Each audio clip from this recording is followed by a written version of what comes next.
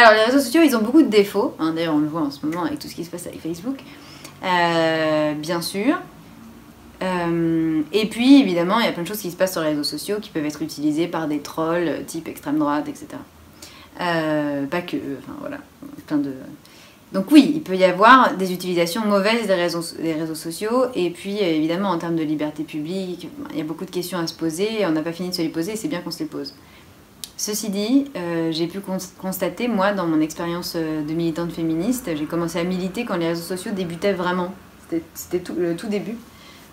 Et voilà, je me souviens qu'on m'a expliqué ce que c'était Twitter, je comprenais rien. Hashtag, pourquoi on mettrait un dièse, enfin voilà, je parle de ça il y a une dizaine d'années.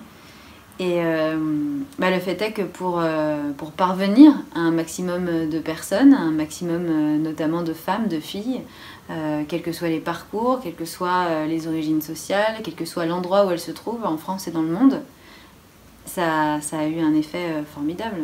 Moi, c'est pour ça que je m'en sers, c'est pour pouvoir diffuser le spectacle, c'est pour pouvoir diffuser mes idées, c'est pour pouvoir être en lien avec des féministes partout sur la Terre, avec des héroïnes en général. Et pour ça, c'est quand même formidable. On peut créer vraiment des réseaux plus forts, des réseaux militants, quand on en fait une bonne utilisation. Alors après, comment nos données sont réutilisées, etc., c'est une autre question. Tout ce qui est censure, voilà, dès qu'on voit un bout de peau de femme, hop, on censure, alors que par contre, on voit passer des trucs... voilà, de pornographie, de violences sexuelles terribles, ça par contre on sait par quel truchement ça passe. Donc voilà, il y a des choses vraiment à voir, que ce soit difficile de lutter contre les cyberagressions masculines, enfin, le nombre de femmes, de militantes féministes qui ont été cyberharcelées, qui ont été menacées de viol, qui ont été voilà, avec leur... enfin bref, des choses vraiment terribles quoi. Ça, typiquement, ça pourrait, en plus, je pense, sans trop de difficultés, je vois pas où ça bloque en vrai, ça pourrait cesser, quoi.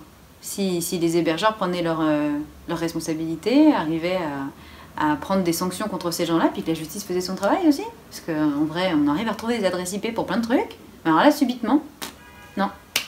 Donc oui, c'est toujours pareil, hein. Le jour où il y aura une vraie justice, les violences elles vont diminuer de manière drastique.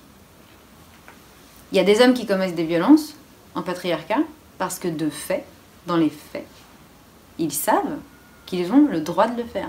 Dans les textes, ils n'ont pas le droit. Voilà, dans ce qu'on raconte dans la, voilà, entre gens bien pensants, ok, on sait qu'ils n'ont pas le droit de violer, de commettre, je sais pas, du harcèlement. Mais dans les faits, il y en a tellement peu qui sont condamnés. Tant qu'ils auront ce message des faits que la justice n'existe pas en matière, ou très peu, ou trop peu, en matière de droits des femmes, en matière de lutte contre les violences masculines, à l'encontre des femmes et des enfants, tant qu'ils n'auront pas ce message, pourquoi les agresseurs cesseraient en fait? Donc oui, justice, nous demandons justice.